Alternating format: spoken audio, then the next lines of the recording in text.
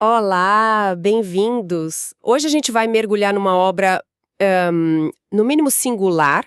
O livro é A História de Joana d'Arc, mas o que realmente chama atenção é o subtítulo, ditada por ela mesma. Então a nossa fonte principal hoje é um livro psicografado. O que, assim, já muda completamente a nossa abordagem.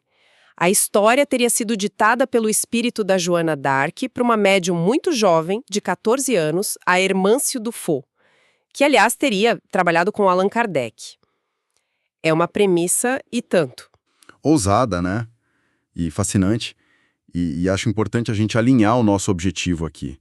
A questão não é provar se é mediúnico, se não é. Exato. Não é esse o ponto. O ponto é aceitar a premissa do livro e mergulhar nela. O que acontece quando a gente lê a história da Joana d'Arc, não pelos olhos de um historiador, mas supostamente pelos olhos dela? Que camadas de sentimento, de dúvida, de fé aparecem? E essa palavra sentimento acho que é a chave de tudo. Porque os fatos, as datas, a história oficial, isso a gente já conhece. O que a gente busca aqui são os detalhes, os medos, os momentos de fé que só a própria pessoa poderia contar, né? A nossa missão é explorar essa perspectiva e ver o que ela revela. E para começar, logo no prefácio que é atribuído a ela, tem uma frase que me pegou muito. Ela diz: "Filha de um simples agricultor, minha vida deveria ter sido calma e pacata. Mas não foi assim. Deus não o quis."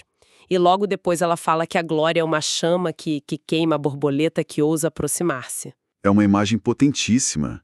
Define a tragédia e a grandeza da vida dela, segundo a narrativa. Não tem glamour nenhum na missão. É um fardo divino. E o livro detalha o começo desse fardo. Ela tem 13 anos. Tá afiando debaixo de um carvalho numa cena super... Bucólica, tranquila. Isso, bucólica. E de repente, tudo muda. Ela ouve uma voz e vê o arcanjo São Miguel numa nuvem resplandecente. O mais interessante é que a primeira mensagem é genérica, sabe? Deus libertaria a França. Ah, então não foi um vá, Joana, salve a França. De primeira. Foi algo mais gradual. Precisamente. O livro descreve um processo. As vozes, que depois ela entende que são também de Santa Catarina e Santa Margarida, se tornam uma companhia constante. É só com o tempo que elas revelam que a moça de uma antiga profecia, que saularia o reino, era ela. Nossa, imagina o peso disso para uma adolescente. Exato. Primeiro o susto da visão, depois a revelação de uma responsabilidade gigantesca. E como ela lida com isso? Porque, bom, uma coisa é ouvir vozes, outra bem diferente é fazer um mundo acreditar em você. O livro mostra essa luta? Mostra e de um jeito muito humano. O primeiro perrengue é em casa. O pai dela, quando descobre, proíbe na hora. Depois ela vai até o comandante local, o Robert de Baudricourt, e ele basicamente ri na cara dela. Diz que é um sonho de moça e a manda para casa. Humilhação total. Total. E em qualquer outra história, acabaria aí, né? Uma menina com visões que foi ridicularizada. Sim. O que, segundo o livro, fez a diferença. O que virou o jogo para ela. A fé absoluta nas vozes. E um evento muito específico. As vozes mandam ela voltar a Baudricourt e anunciar uma coisa. Que o exército francês tinha acabado de sofrer uma derrota terrível perto de Orleans. A Jornada dos Arenques. E ela fala isso antes de a notícia chegar. Exatamente. Ela faz a previsão antes de qualquer mensageiro oficial. Dias depois, chega um soldado confirmando a derrota do jeito que ela disse. Aí a chave vira para Baudricourt. O sonho de moça, de repente, soa como profecia. Certo. Então ela convenceu o comandante local com uma prova concreta. Mas convencer o rei, o Charles VII, no meio da corte, é outro nível de desafio. A cena dela reconhecendo ele disfarçado é famosa. O que mais o livro conta sobre esse momento? O livro descreve a tensão na corte de Chinon, um lugar de intriga, de desconfiança, e Charles se esconde no meio dos nobres para testá-la, né? O famoso teste. Exato. E, guiada pelas vozes, ela vai direto nele. Mas isso é só o começo. O que realmente convence o rei, segundo a narrativa, é um sinal que ela dá em particular. Um segredo que ela sussurra para ele, que só ele e Deus saberiam. E o livro conta o que é. Não, mantém o mistério, mas o efeito é imediato. O rei fica pálido e, a partir dali acredita nela. Mas a crença do rei não era suficiente, né? Tinha toda a estrutura da igreja. Sim, e esse é o próximo passo, o exame em Poitiers. Ela é interrogada por semanas por bispos, teólogos, tentam achar qualquer brecha, qualquer heresia. E é aí que a sabedoria simples dela brilha. A resposta mais famosa que o livro destaca é quando perguntam por que Deus precisa de soldados se ele é todo-poderoso. E o que ela responde? Ela diz: os militares combaterão e Deus lhes dará vitória sobre os inimigos. É genial, é uma teologia da ação. A fé não é ficar de braços cruzados esperando. Perfeito. É um tema central no livro. A fé não é passiva. Isso se conecta com o episódio da espada. As vozes não dão uma espada mágica para ela. Elas dizem onde encontrar uma. Ah, a espada de Sainte Catherine de Fierbois. Vá ao chão de uma igreja, entende? A ação valida a fé. E tem um estandarte também, o livro dá muita importância para ele, né? Ela diz que gostava dele 40 vezes mais do que da espada. Esse detalhe me parece muito, muito revelador. É crucial para entender a personagem que o livro constrói. Ela é uma guerreira que odeia a violência. O estandarte, branco, com Jesus Maria, era o que ela levava. Era um símbolo de que a guerra era de Deus.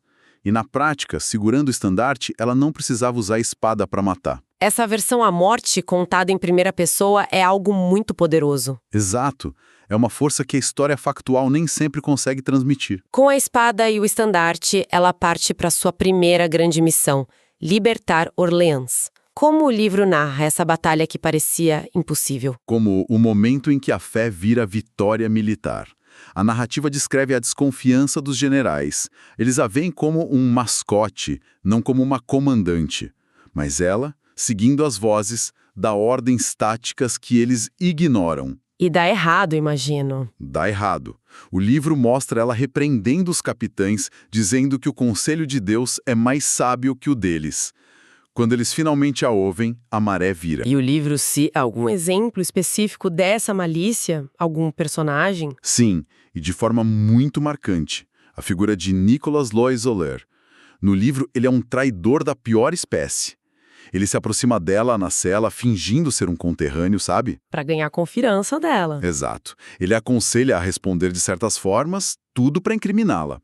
A narrativa descreve a dor de perceber essa traição. É uma camada de percepção emocional que um documento histórico nunca pegaria. E no tribunal, como ela reage à pressão? Com uma firmeza impressionante. O livro detalha os interrogatórios. Eles tentam associá-la à bruxaria, com perguntas sobre uma árvore das fadas. A maior pressão era sobre as vozes e o uso de roupas masculinas.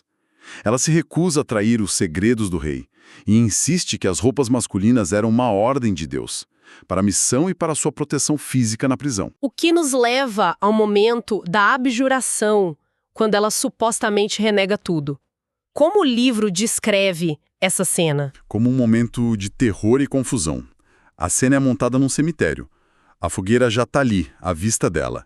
Ela está exausta, doente. A narrativa descreve a pressão esmagadora, o barulho da multidão, a ameaça do fogo.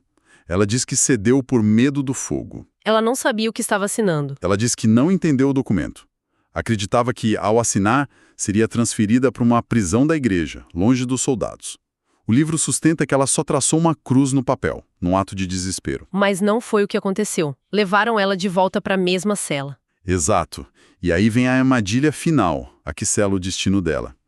Para condená-la como relapsa, eles precisavam que ela voltasse a cometer o crime de usar roupas de homem. Ah, não. Sim, o livro descreve que durante a noite um guarda tira as roupas de mulher dela da cela e deixa só as masculinas. Ao acordar, sem ter outra opção, ela as veste. Quando os juízes chegam, eles têm a prova que precisavam. A armadilha funcionou. Que crueldade! E os momentos finais? Como uma narrativa em primeira pessoa pode descrever a própria morte? É a parte mais devastadora e, ao mesmo tempo, transcendente. Ela descreve o medo visceral da dor do fogo, o pânico. Ela pede desesperadamente por um crucifixo. E no meio das chamas, enquanto grita o nome de Jesus, ela narra que suas santas protetoras apareceram. A passagem final é: quando dei finalmente o último suspiro, levaram com elas minha alma para os céus. E tem o detalhe da pomba branca. Sim, O livro termina dizendo que os próprios algozes, os soldados, aterrorizados, teriam visto a alma dela sair do corpo na forma de uma pomba branca. É o fechamento simbólico, né? A pureza dela ascendendo das cinzas. Uau! Então, resumindo, essa nossa conversa nos levou por uma jornada muito única. A gente saiu dos fatos históricos para mergulhar no que seria a experiência interior da Joana, do chamado divino até a transcendência na morte, tudo com a intimidade de uma autobiografia. Exato. E acho que o grande valor de uma obra assim, independente da crença de cada um, é nos forçar a repensar a história. A história factual nos dá o esqueleto. Esse tipo de narrativa tenta preencher com a alma. Não é só o que aconteceu, mas como foi sentir aquilo. É a diferença entre saber que ela foi queimada e tentar imaginar o que se passava na mente de uma jovem de 19 anos enquanto as chamas subiam. O que nos deixa com uma última reflexão. Esse livro foi escrito mais de 400 anos depois da morte dela. O fascínio é tão grande que inspira uma obra que tenta devolver a voz que foi tirada. Isso me faz pensar. Se a gente pudesse ouvir outra autobiografia ditada do além, qual figura histórica, que teve a história contada principalmente por outros, teria o relato mais chocante ou revelador para nos contar?